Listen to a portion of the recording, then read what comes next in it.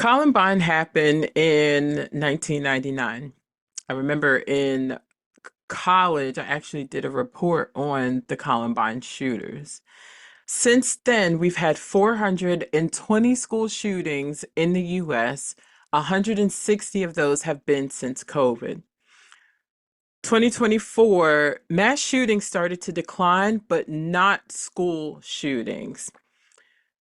Since Columbine, 390,000 students have been exposed to a school shooting. That is a lot of children. We're thinking about the kids that we send to school every day and entrust them to be safe and to gain the education that they deserve and should be getting in peace.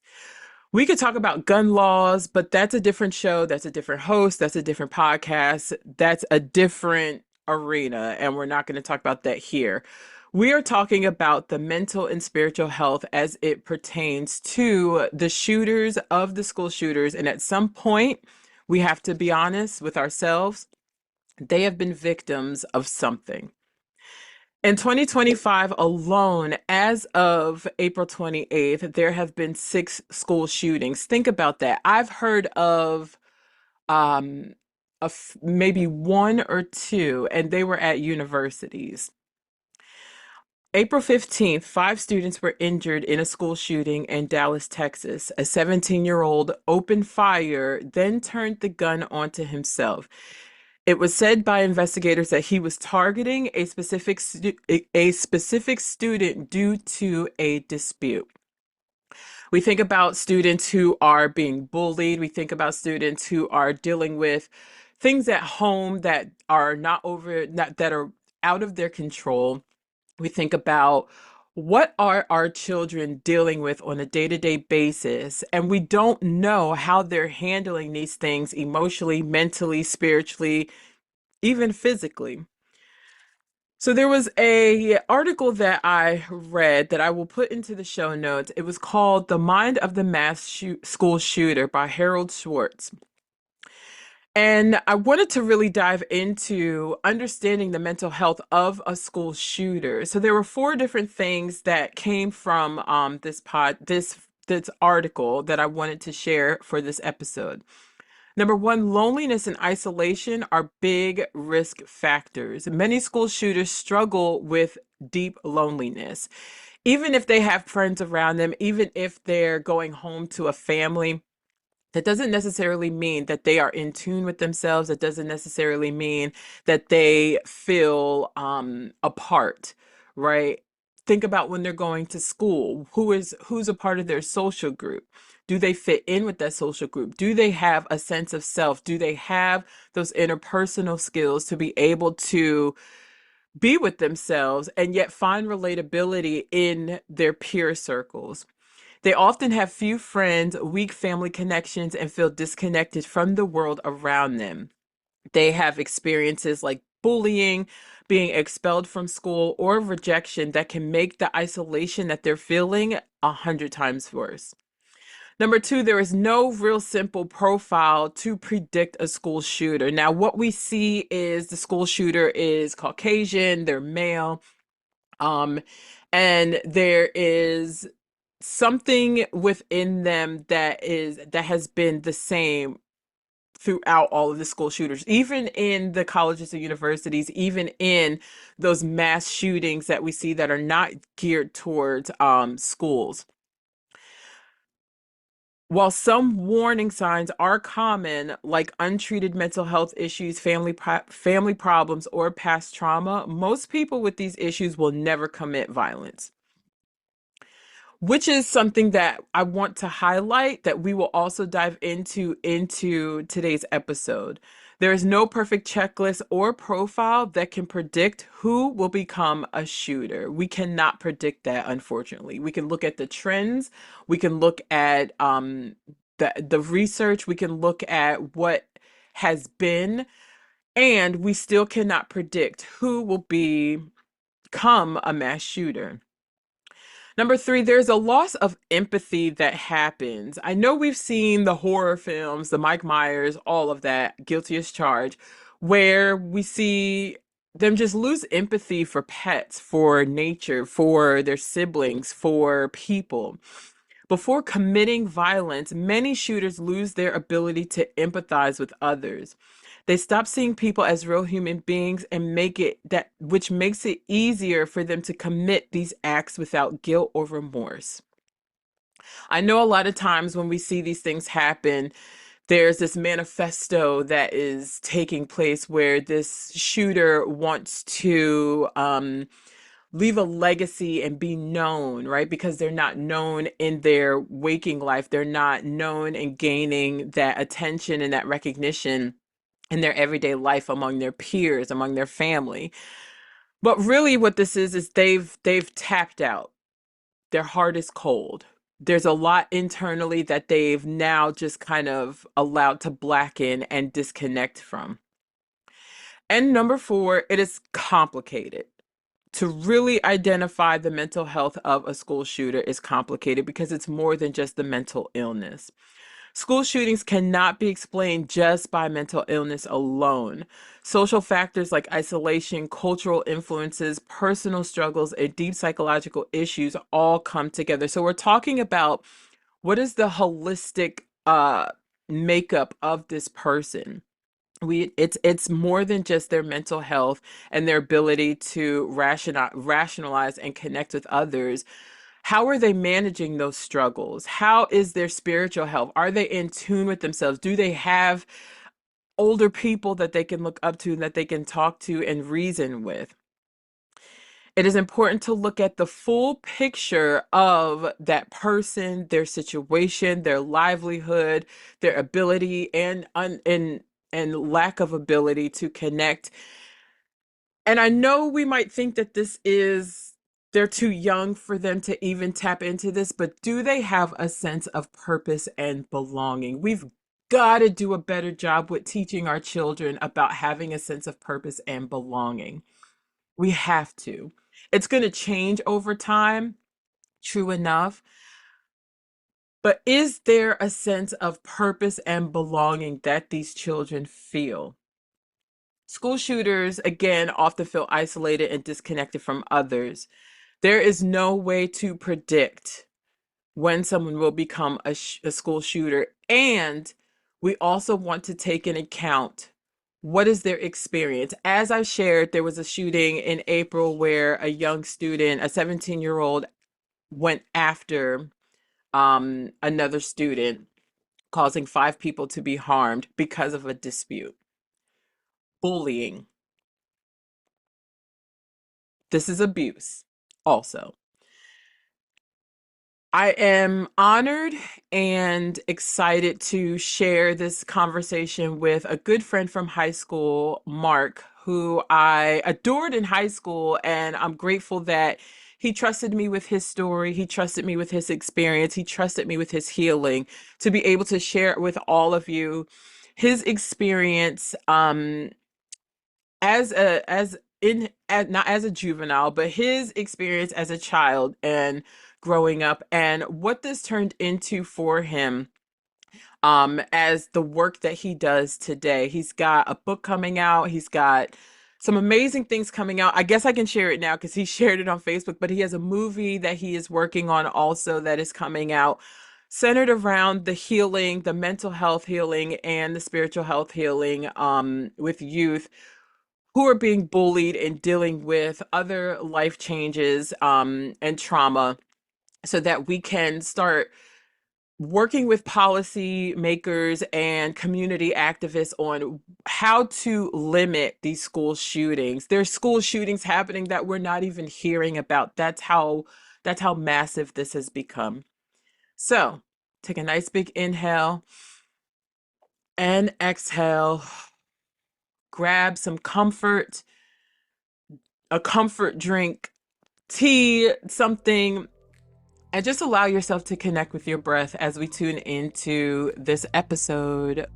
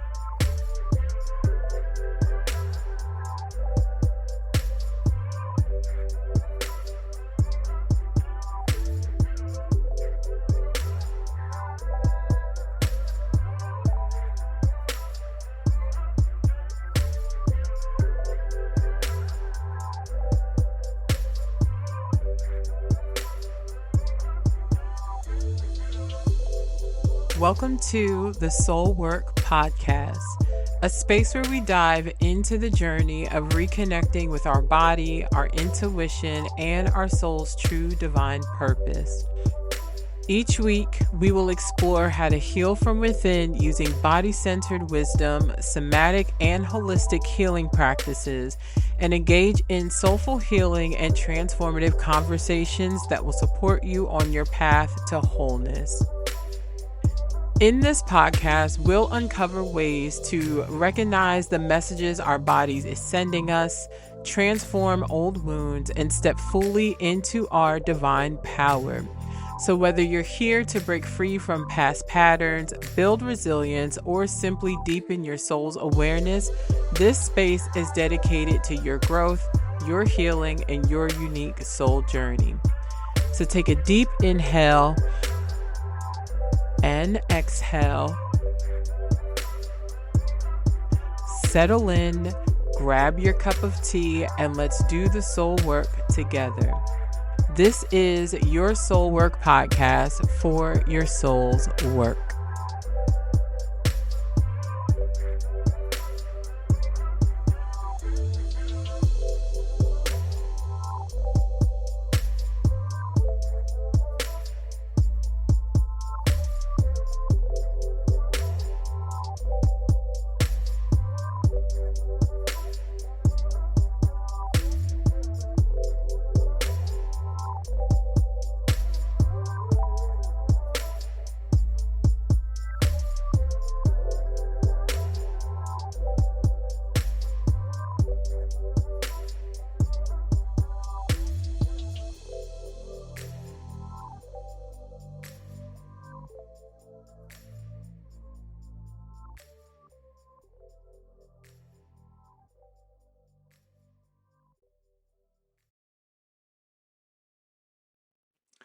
What's up, everybody? My name is Love Ashley Elaine. I am the owner of AEI Studios, where we work with women who are healers, helpers, and visionaries, do their healing work, and transform all of that pain into their purpose. I want to share something that I am going to be doing starting April 8th and moving forward every Tuesday at 8 a.m. If you are a healer in the helping field, in the healing industry, if you are a visionary, if you are a seer, if you are tuned and tapped into your spiritual gifting and utilize them to create change in the world, I have a space for you. I have a grounding space for you. I feel like one of the major things that I am here to do, that I am called and created to do, is to hold space for other leaders, hold space for other healers, hold space for other helpers, hold space for other visionaries. The times that we're in require someone to hold space for our leaders. Who is holding space for our leaders? Who is holding space for you? So every Tuesday at 8 a.m., beginning April 8th, I have created a space for an hour. I don't want to hold you guys too long. It is free, where we will do meditation, we will do breath work, we will get grounded, we will get aligned, we'll have some space for journaling, we'll have some space for discussion, questions, anything that is sitting on your heart as a leader in the helping field, the healing field, and as a visionary. I want this space to be so sacred. I want this space to be a space where you, as a healer, as a helper, as a visionary, know that you have somewhere to let your hair down. You have somewhere to put your cape down. And you also have somewhere that is going to refuel your battery. So tap into the link below. It will be in the show notes. If you're watching this video on YouTube, it will be down below. Tap into the link. Registration is required so I can receive everyone's emails and be able to keep you updated, send out some beautiful things for you all to keep you in the work that you are meant to do. Everybody has a lane. Everybody has a lane, right? And I think the spaces that we're in right now, where everything is slowly crashing, right, unbeknownst to our current administration, we're starting to see what is needed for us to hold each other together, keep each other accountable, keep ourselves accountable to the work that we are called to do. We need to be able to stay in our own lane so that everybody is able to contribute to holding what needs to be held and rebuilding what needs to be rebuilt, and just taking care of what they are called to take care of. We don't need everybody now scrambling and moving into other spaces that don't belong to them. Yes, you may be vested, but what is your lane? We want you to stay in your lane. So join us beginning April 8th at 8 a.m. The registration link is down below. You will get the Zoom link at the end of the registration. I will see you all on April 8th. I love you so much. Take care.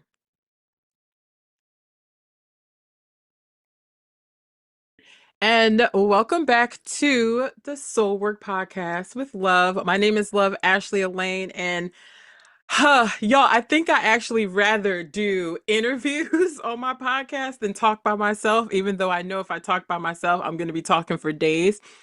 I have the honor and the privilege of having a beautiful high school friend, Mr. Mark Hulsewe. I'm gonna tap into his bio because, my God, he is a visionary spiritual leader dedicated to catalyzing a global shift in consciousness. And it's true because the conversation we just had before I hit record, yes, shaped by early experiences of bullying and identity questioning, his life path has been one of deep exploration into the nature of self, spirituality, and human potential, drawing from ancient wisdom, traditions of Hermeticism, Buddhism, and not I'm gonna say this wrong. I'm always gonna say it wrong. Not No, Gnosticism. yeah, yes, you said it right. Okay. Because I'm like, wait a minute. I try to practice words before I get on here. And bridging them with modern science, neuroscience, and AI, Mark offers a profound synthesis of Stoic knowledge and conscious evolution. His beautiful TED Talk and powerful short film on school shooting crisis reframes the issue as a spiritual and conscious crisis, highlighting the urgent need for collective awakening. Such a beautiful thing. Mark believes humanity is on the brink of extraordinary transformation, one that can elevate us to new levels of civilization by healing the root cause of fear, violence, and division. Through his upcoming book, Educational Reform Initiatives and Global Advocacy, Mark is building a movement rooted in emotional intelligence, empathy, and liberation from destructive systems. His mission is very clear: awaken humanity to its divine potential and lead the way to a more conscious and compassionate world. Please give it up for my beautiful high school friend, Mr. Mark. How are you? Welcome to the Soul Tribe. I'm so glad to be here, Ashley. And the universe brought us around for a reason, and I'm so grateful to share this space with you and to continue to share the similar message that we have and just expand on that. That's ultimately why I'm here is to help awaken humanity and just realize the deeper questions and the deeper meanings and like the whys. Like, what is your why? And so many people don't have that. They don't have their Mm, purpose. They don't know what they don't know. They're on the ship, but they're on the ship, but they're not the captain of their own ship. They're just letting the waves take them wherever they go, and you can't. And I believe this knowledge that we're going to talk about and that we're going to share is going to give them a blueprint straight to the captain's quarters for them to take the wheel and to take charge of their life and their own destiny. Yeah, yeah, I love that. That's literally how I got into like my own transformation is I just hit this point of like, what is this? What am I supposed to be doing? Is what I'm doing what I'm supposed to be doing? And then it just started, when you ask a question, you got to be ready for the answer and how the answer comes. And it just opened up the door to therapy and all kinds of healing modalities. And I love when I can see that and sense that in other people, and it's like, ooh, like the spidey senses start doing a thing. So thank you for the work that you're doing. Thank you for your healing. Thank you for the shifts that you said yes to, because it's not easy. It's not easy at all. You're only the second person from high school that I've interviewed. Tamara was the first one. Who was? Tamara. Oh my gosh, Tamara. Yeah, I remember Tamara. Oh, that's amazing. Yeah. Yeah, so I'm very selective on the people that I have in my space. So yes, yes. When I saw your TED Talk and just been paying, like you just, the algorithm is like, okay, it's time for you to see people and Right, seeing exactly. your work, and I was just like, yeah, we need to chat. Yeah. So tell us what it's been, it's been over 20 years. It will be 20 years this year, our 20-year Yeah, reunion this our summer. 20 year, the 20-year reunion is this year, I think in the summer. So yeah, 20 years. Yeah. Yeah, I'm kind of on the planning committee, kind of. But the last 20 years, tell us what you've been up to, like what has happened to where you are now like shifting into where you are. Give us your story. Oh man. And this is where I could talk for days, like the complexities and the sheer amount that's in my story. Like it would be like a dictionary, like super thick. But to try to summarize the everything in the shortest period of time. Um,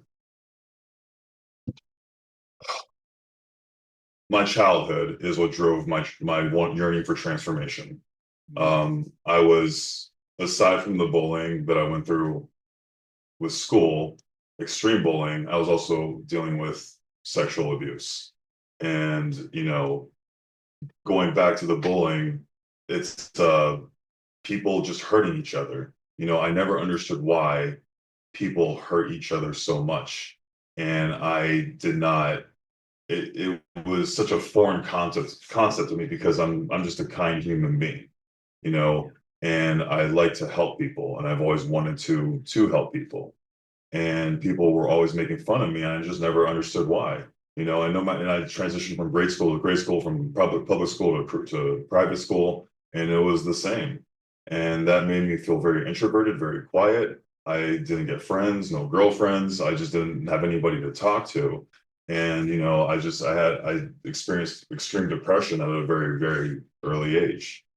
And basketball was the only outlet that I had, playing basketball in high school. And that Yeah. was super fun. And I realized, that was like the only fun that I was having. And even then people were like, oh, because you're tall, you should be a basketball player. I was like, okay, I guess I should be a basketball player, and just, I had no sovereignty of my entity. I did not know who I was. I didn't know why I was here. I didn't understand why people are so mean to each other. And it baffled me. And I was just lived in a state of confusion, and fast forward, I went to college. I studied business and finance. 4 years into my accounting job, I'm like, I can't do this for the rest of my life. I received, I just received a point where I just was not happy with everything. I had a good job and whatever, but like I was in the box and I was depressed.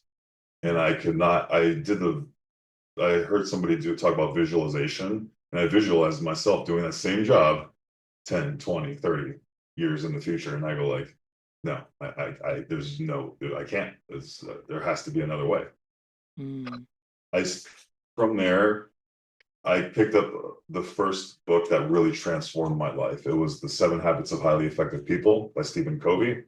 Mm. And that's what really just shifted my perspective. And, I used to hate reading. I really struggled academically in school because I was dealing with so much bullying. I had no drive to study. I was too depressed to study. I wasn't remembering anything. Yeah. And the teachers so the teachers were like, "Hey, what's wrong with you?" And they had no idea the suffering that I was going through in the background that was impairing my ability to learn. And like I just started hating reading because we were forced to read books that gave me no benefit to our lives, Yeah. but that book at 25 years old was the spark of self-learning and self-actualization, and realizing that, wow, there's so much information in that book that just really just, wow, if I just knew this earlier, okay, so what other books can I read? Mm. And long story short, that's what led me to change my sort of path with life and career, and I started going into entertainment. And I got my first gig over at Disney World, being, friends with Chewbacca. And that what is where I learned about energy. How I was so Mm. ignorant of energy beforehand, right? So before, people made fun of me for my height. They projected their insecurities onto me. And, I, when I was in that environment, there was so much positive energy. It went from being Yeah. so much negative energy to so much positive energy, Mm. and it was like receiving a revolving door of positive energy with every single guest that was there. And that's where I was like, wow, so my height can be something good, you know, I can do it for something good. People aren't making fun of Mm. me for being tall. They're like loving it. It was such a weird shift that happened. And that's when I learned about the whole energy thing. And from there, Mm. I went to so one of the guys at the Indiana Jones stunt show was like, "Hey, you'd be good at our stunt show." And so I met the casting director, and I started doing stunts there. And somebody else was the stunt coordinator, and they were like, "Man, you'd be good for our show in Miami." And I started doing stunts in the TV and film world for several years, and I loved it. I was expanding. Life turned into a playground. It went from Yeah. being a curse to like a play. It started to be much more fun. Mm. But then there came a point where I was like, yeah, this is fun, but like, what do I really want to do? And my calling, I've always wanted to help people, right? Mm. How can I help people? I want to help the children. How can I help the children? It's the school shooting crisis. Mm. It's we're going to go back to that door, which is what my TED talk and my Yeah. film is about, is the school shooting crisis that has not been resolved since Columbine. Columbine was 25, now 26 years ago. Yeah. And since then, there have been over 400 school shootings, and neither party have really done anything about it. They've talked about it. They've done some little bit of gun reform, but that's the problem. They're barking up the wrong tree. It's not guns, it's mental health. Yeah. I wish they would switch that conversation, and that's why I'm trying to spread this awareness even more on this issue. It's a spiritual crisis, which Yeah. is part of the mental crisis. They're correlated with each other, and that's where my calling card is now. Is I did my TED talk, and now I just finished producing my film. We're going to be submitting some film festivals, and we're just trying to create basically a shock and awe campaign, because the film is it's not a pretty film. The audience experiences a school shooting, but they experience the why behind it. They see Yeah. why it's happening. And the majority of school shooters, and there's multiple articles that have read this. The majority of school shooters have been extremely bullied and humiliated Mm. because this country doesn't care about morals and ethics and values. Yeah. Where school is failing the children, where they are still failing the children, is telling us that grades are all get good grades. Good grades are all that Yeah. matter. Get good grades, good college, good degree, good job. You'll sing kumbaya. Your Mm-hmm. morals, values, integrity, they mean nothing. So because of that, you have a whole bunch of kids on SSRIs that are wanting to kill each other. And that's another connection that RFK Jr. is wanting to do. The school shooters with the SSRIs, and also the suicide crisis as well. It's not just the school Yeah. shootings, the suicide. The kids are all ending themselves because they see no hope. But then they're given drugs, black box warning labels that say increased suicidal tendencies. We're not having that conversation. you know? We're So I see not. like Yeah. see the big picture. I see the big picture of what's going on, and it comes down to the consciousness crisis, which is this is the whole thing of what I'm talking about. And Yeah. that's my story. That's my story in a nutshell. And just trying to push to continue to light the flame Mhm. and help people see the shadow side of humanity that's hurting everyone. Yeah. Yeah. Woo. I I love how you share with us that like your experience with bullying, even the sexual abuse and just what your childhood in what you endured in your childhood, and now seeing that there's correlation in a lot of the school shooters, and we're talking about high school shootings, we're talking about even like Virginia Tech, like we're talking about Yes. just school shootings, period, on any level. The elementary school, like just on every single level. It is beautiful to see that one, you chose the route of healing, no matter Thank what that rage, what that anger, what that pain was you. Yeah. doing to you internally. Right. You chose the path of healing and understanding, Yes. right? Yes. And also seeing how what you experienced, what that looks like in other people in these school shootings, because what happened was in school, right? What happened to you took place in school. It took place during that age group. And that Correct. age range, I'm so big into like childhood development, been working with kids since, I mean, I was working at the Boys and Girls Club in Carver Shores when I was 15. But it's like Right. it's that age range is so susceptible to everything, good, bad, and indifferent. Um, so it's very beautiful to see how literally you've taken your pain, you see it in these kids, in this mass shooting thing that's happening more than what's being reported. Let's talk about Yeah. that, Oh, for right? sure. For sure. Yeah. Yes. There's so much they're happening every day, and we don't even know how many are even happening as we're speaking right now. And then like literally turning your pain into your purpose. Absolutely. It's aside from the mass shootings, you see the okay, let's play the what if scenario. Take away the guns, right? Guess what? You have stabbing problems, just like UK, just like Australia, just like Hmm. China. Okay, Hmm. that's not enough. The Boston bombing, remember that? Okay, that's Hmm. not enough. Okay, what about New Year's of this year? A man drove his car straight through a crowd in New Orleans. Hmm. People will manifest their hatred into destruction, and they will use whatever tool they want. That's why the conversation has to shift from guns to mental health. The Yeah. second we shift resources to mental health and really helping out kids and young adults and adults of every age group, mental health is a every age category. People are hurting, people are struggling. You know, Yeah. once we really prioritize mental health, just like we should be doing physical health, then everything changes. Yeah. The whole culture changes, society changes, and and just everything changes. Like this is much more than just like some fat diet. This is something very deep. And once people Yeah. are willing to go that deep, you shift the collective consciousness, and you have a future that is full of hope and joy instead of fear and sorrow and depression. Yeah. Yeah. There's the spiritual health of a person is what controls all of the rest of the Yes, body, yes, right?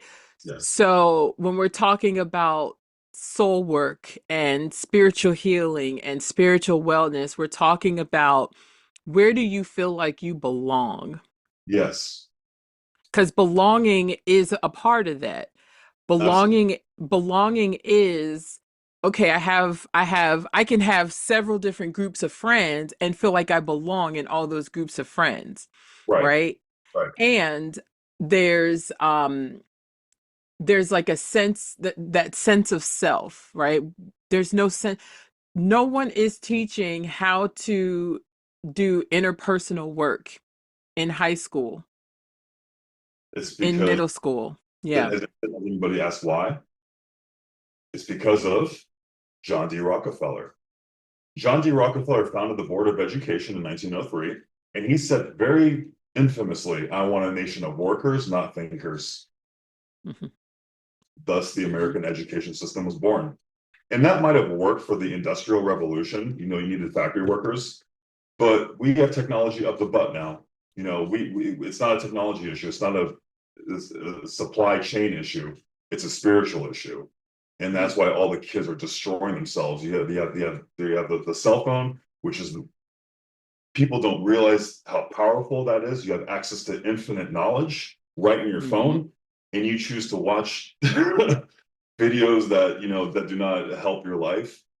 Yeah. And it's sad, and that's because these kids don't have purpose. They're driven by dopamine addiction in their brain, and that's the Instagram. That's the it's the instant. That's the name of the profile, right? The instant Yeah. gratification. So we have to move from long-term purpose out of short-term gratification into figuring out what your long-term purpose is, and figuring out, Yeah. and if people, for those that don't know what their purpose is, your purpose is to serve one another. That is why we are here. We are here to serve one another. Now, how you serve, that's your creative field. What do you love to do? You could Mhm. write a book, cook good food, open your own restaurant, produce whatever. You want to be a teacher, be a math teacher, that's fine too. And then use that to the world. Use your gift to the world. Everyone has a gift. Your job is to find that gift, master that gift, and then give it to the world. Yeah. We're not taught Yeah. any. Yeah. Oof. Oof. Man, this is big. Um, so I do yoga with 3-year-olds, 3 to 5-year-olds. It's the Right. cutest thing ever, but you get to see them learn themselves, Right. right? And I think there's this space where we feel like, oh, they're just kids. They don't know what they want to do. They don't know what they're supposed to do. We'll put this on them. We'll put this in them. So I think even you pointing out the fact that like people were just like, "Oh, you're tall, you should play basketball." Right? I had that too. It's like, "Oh, you're tall, you should play basketball," or "Oh, you're tall, you should model," or "Oh, you're tall, you should do this." And Right. it's like, well, yeah, sure, I'll do that, because there's this status quo of you, Stereotypes. right, you have this physical societal norm that's supposed to fit with this particular thing, this particular income, this particular job, right? Um, I also wanted to touch back on, you shared so much, so I'm trying to like Yeah, process. I apologize in advance again. No, no, I no, it just was rich. so much. I try to condense it, and I talk a lot, and I try to.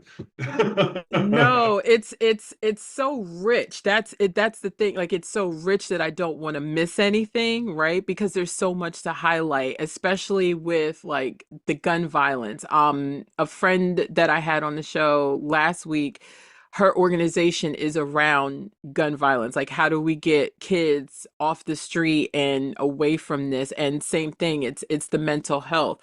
Yes. Um when we talk about, so let's tap back into like the energy work, right? And the visualization. Tell me about what that experience was for you in really understanding energy and looking at what your energy could have been like from what you experienced. Did you ever like sit with that and just kind of say, "Oh, like I could have chose a different route because of the energy that was given to me?"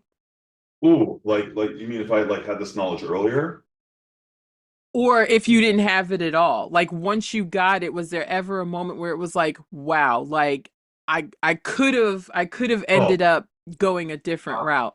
I play the alternate universe game more often than I like. Not anymore because now I'm living in my highest timeline. So now that Yeah. I'm all in on what I'm doing and I don't think about anything else. But I definitely used to think, what if I just really just went down the basketball path? Hmm. There's again, I don't want to branch off too much because there's so many different paths I could Of be talking course. about, but there's a lot of different routes I could have gone in my life had I Yeah. chosen the easier way, had I chosen the way of conformity. You know, I had to do a lot of shadow work to understand Mm, who I was, who I am, why am I here. And it's not quick, it's a long time, and it's different for everyone, but it is, you have to go to the depths of your soul that your teachers, your guidance counselors, your parents aren't going to talk about. yeah.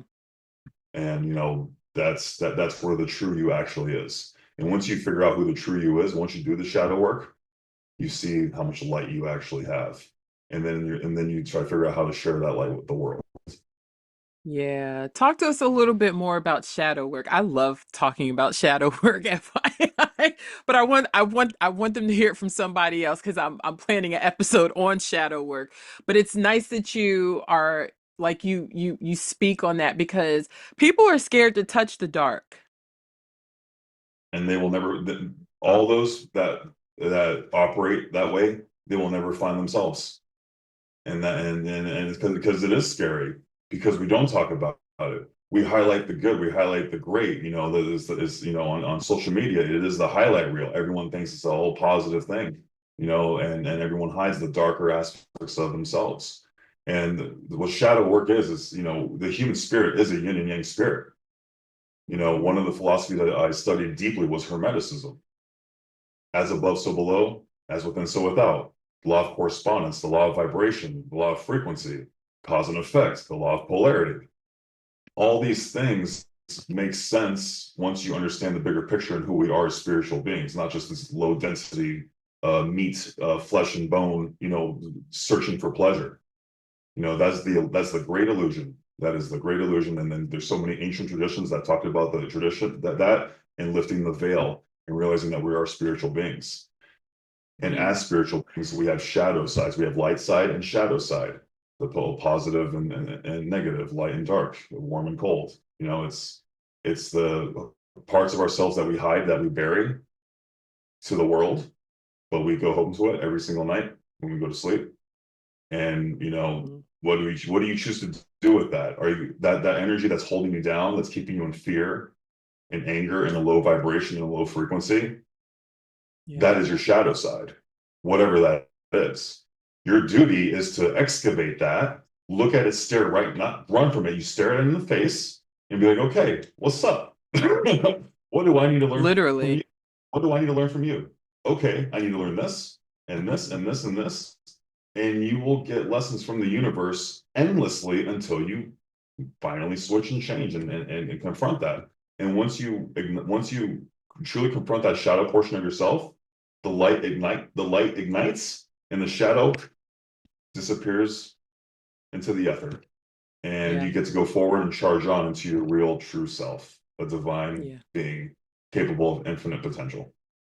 Yeah. I always believe that there is and we touched on it a little bit before I hit record, but that there is a divine version of us, right? But there's these Yes. life Yep. experiences that we go through and have to go through to Yeah. get back to that version of us and Yes. really step fully into um that divine being, that soul work, that helper, that healer, that person, that soulful entity in this system, in this portal, right?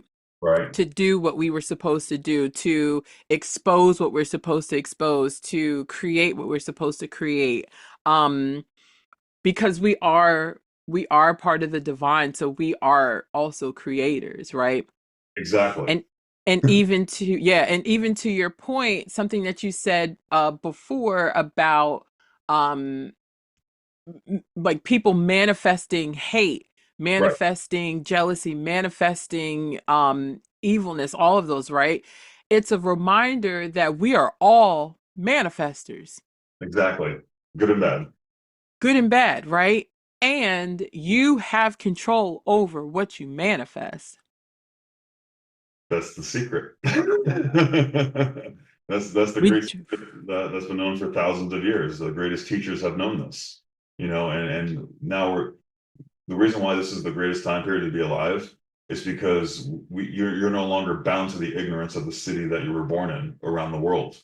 Now you have access to global information, and we now have access to this. This is deep information that has been hidden by some powerful structures, but there has been ancient seers and prophets and magicians from the past that have known this, that have shared it. The Buddha, Krishna, Vishnu, Jesus, etc. Hmm. It's but now we're in the period where everyone has access to this knowledge. So it's Yeah. such a beautiful thing to witness. And the veil right now is so thin. It's Yeah. it's it's wide open. Oh yeah. Um, I was just talking to a friend. It's just like the cosmos are cosmoing. It's they are doing a thing, and Yeah. Yeah. Yeah. and it's like the most potent time to go inward and tap into your soul, tap into your being, get out of the ego, right? It's a time for people to be exposed to which one they're tapped into, also, right? When we're Exactly. talking about the power of manifestation and even just how these school shootings get manifested, it's like, oh, you're not tapped into your soul. You're Yep. tapped into ego, Yes. Yep. right? You're tapped into a completely different space, right? Exactly. Yeah. And it's like whoever was nurturing that child, Yep. where were they tapped into, Exactly. right? They were Yep. tapped into fear or not enoughness or whatever was happening with them to not be able to nurture this child so that they can tap into their soul, tap into their inner self. Um, oh, that's powerful. It is. So tell me about like your book, the movie, if you want to share the movie, because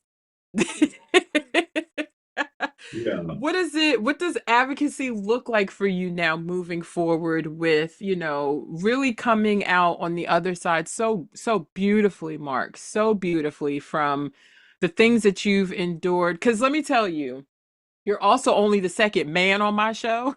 Oh wow. I'm honored.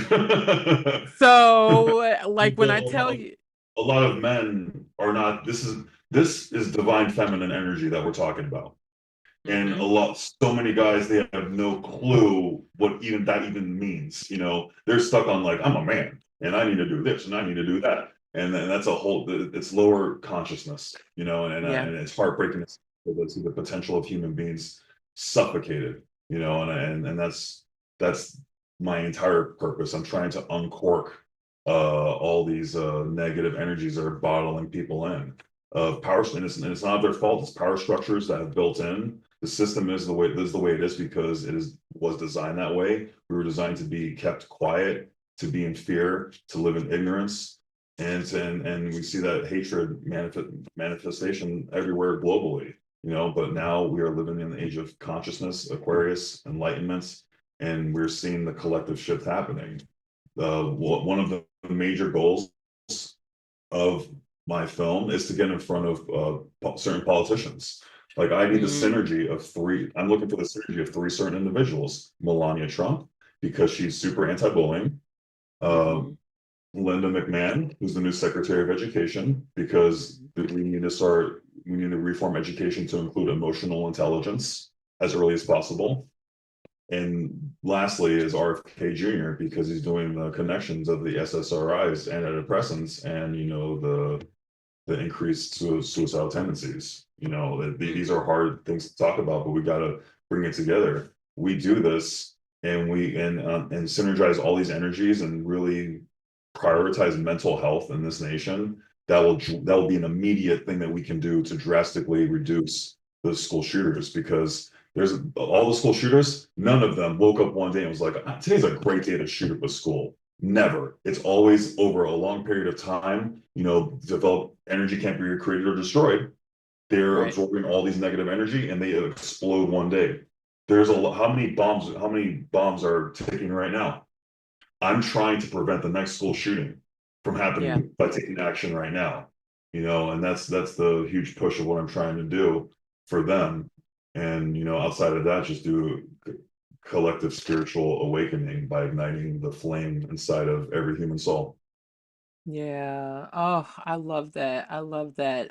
There's so much policy work that can be changed around mental health. I just got an email about something from Rutgers about that, but there's so much policy work that is needed around mental health and youth mental health and Revolution. education, all of that. Yeah, Yeah. yeah.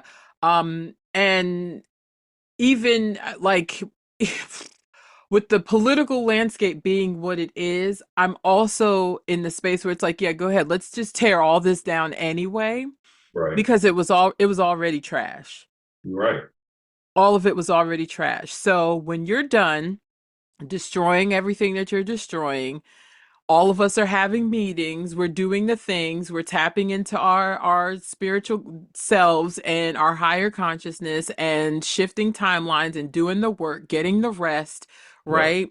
Saying no to the dead end jobs, saying yes to calling, saying yes to purpose, saying yes to advocacy, so that we can rebuild it and Yes. rebuild it the way it needs to.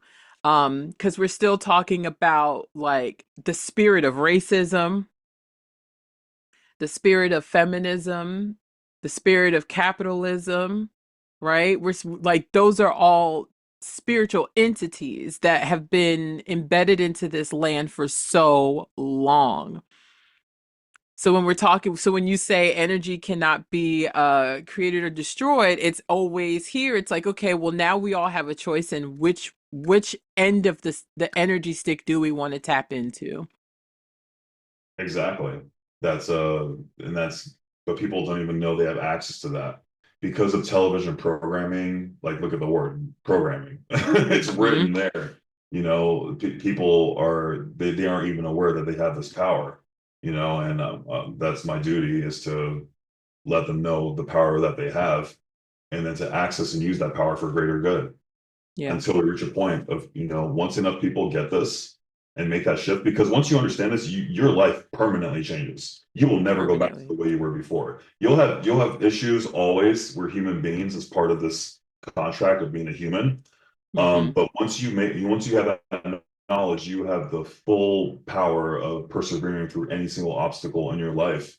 And once you have access to that divinity of that divine energy within you, you become an unstoppable force, and you see miracles manifesting in your life beyond imagination. And if we do that collectively, just the entire world changes. I see an entirely different Earth in like 10 to 20 years than it is right now. Yeah, Because once enough people reach this point, we reach critical mass, light overtakes the darkness, and we usher in a new era. And this new era, I believe, will be this way for thousands of years. yeah, yeah. Do you do any work with kids? I used to work with kids as a Taekwondo instructor. Okay. Oh, cool. Oh, cool. Oh, Yeah, cool. So that, that was they that was understand the chi. they get a basic understanding of energy and respect and all that stuff. So Yeah. yeah, it's kids are incredible. They're they're more connected than people give them credit for. And if you just allow them to tap into their creativity, there's so much incredible power and creation can happen. Yeah. Yeah. Oh, any final thoughts? Anything else that you want to kind of leave the Soul Tribe with? You shared so much and it was, I mean, you don't need much, but it was just impactful. Like, I think you just sharing the depths of your story, and thank you for your vulnerability. And showing us what it looks like to really take hold of your own energy, really take hold of your own trauma and turn it completely into your purpose. Um, with no intention of harming anybody. I think that's the part that's like blowing me for some reason because you like it's that old saying like hurt people, but it's like yeah, but healed people also heal people also. Yeah, And Exactly. Yeah, you have a choice in what you do with your pain. Like you can bleed out all over everybody, or you can go fix up the wounds, heal yourself, clean up the Mhm. wounds, do what you need to, tap back into yourself, right? Allow Yes. yourself to cleanse that, remove that, and transmute it into like alchemists, literal alchemists. It's alchemy. So I was transmuting just in the past 5 seconds, I swear to you, actually, I was transmuting Paulo Coelho's The Alchemist in my brain. There, Sit that right there. there it is. There it is right there. That's fantastic. Yeah, yeah, yeah. So, I'm working on a 5 week coaching program called Soul Work. It's going to be yeah. like my signature program. And that just like came to me. I love that book. So Love good. that book. Like when I came back from Cambodia, I couldn't sleep because time zone is like crazy. And I laid down and I just heard Spirit say, read The Alchemist. And I was like, okay. So, because I was trying to find it while I was there, and the version that I found was more like the play. Right. But I still bought it because who has that? Right. And when I read it, I swear to you, I read it within like 2, 3 days. And I was just like, okay, all right, I'm on the right path. I'm on the right path. Yeah, but it's literal alchemy. And it's not often that you see people literally turn their pain into their purpose and create such beautiful advocacy work around that. You're gonna get those three spaces that you're trying to get your film in front of. I believe that wholeheartedly. I feel that. It's you know when you have that feeling that is the just instinct that's just telling you everything.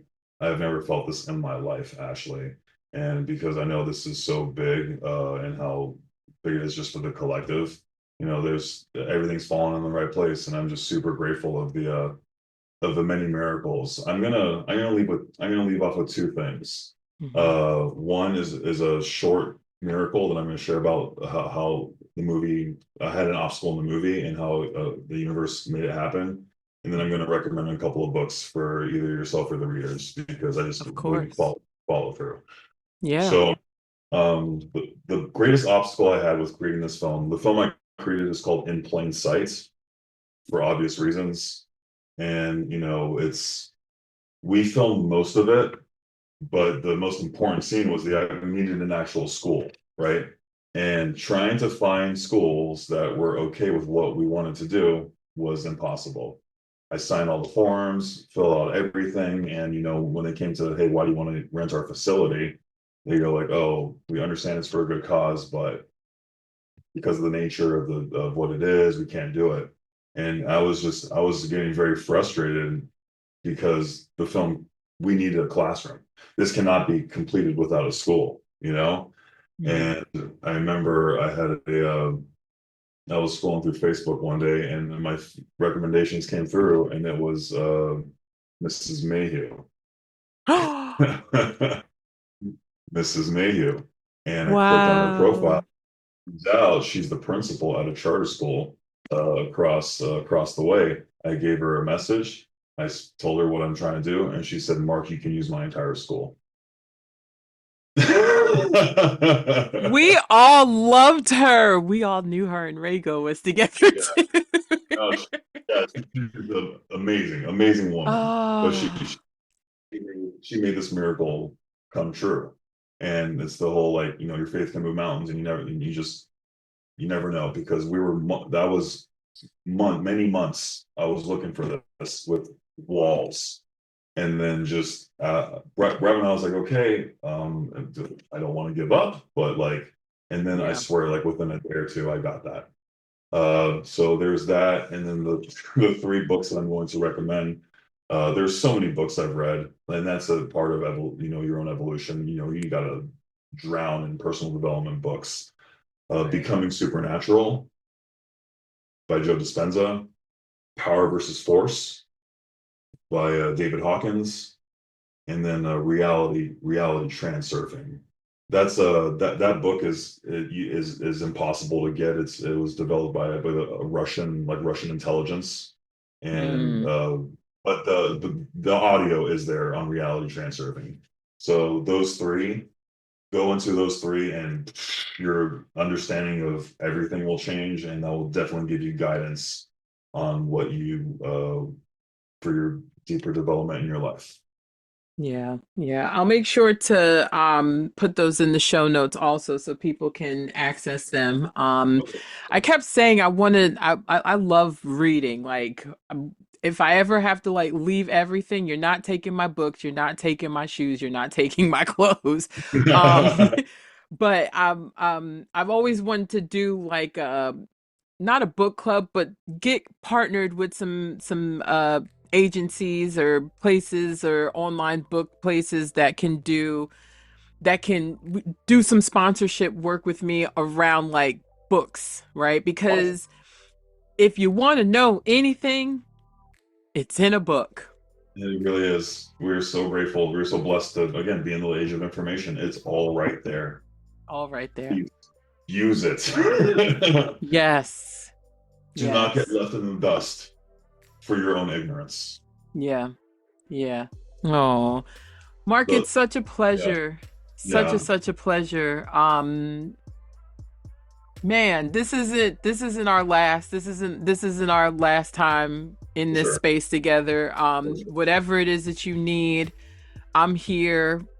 I'm sure it's vice versa, but I love tapping back in with people from high school because it's like that was just an age. Like It's high school. such a different world. It was, gosh, I mean, the spiritual world that we're in, and like the vibrational 3D world, that is just It's wild, right? It like there's days where high school feels like it just ended yesterday, and then there's days where it's like it ended literally 25 years ago, and it was really 20.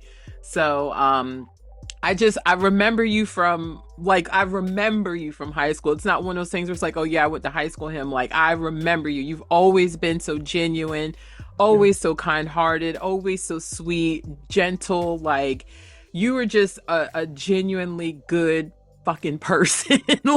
Like so when you share some of the things that you experienced during that time, like so much more power to you. And I know what that's like high school. It was we were family, like in some form or fashion we were family. So you always have a home here on soul work with love, right? And again, if there's anything you need, and like I know we're gonna be collaborating on some stuff. I can feel it. It's already there.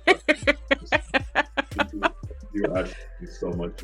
Everything you said to me, back at you a hundredfold. You are truly a wonderful human being too. You were always kind to me back then. Thank you for being one of the few kind human beings to me, and thank you for your work that you're doing to awaken people and to share healing and to just share the truth. And the truth Yeah. is, The truth is gonna set us all free. I woohoo! believe that. And we will be right back.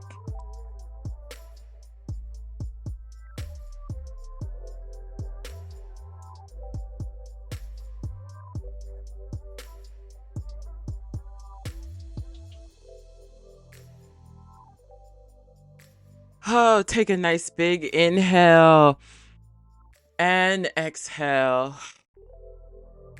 Man, that was a deep uh conversation. That was a very real conversation. I'm starting to just see my work evolve. I'm starting to just see the importance of some of these conversations that I want to have.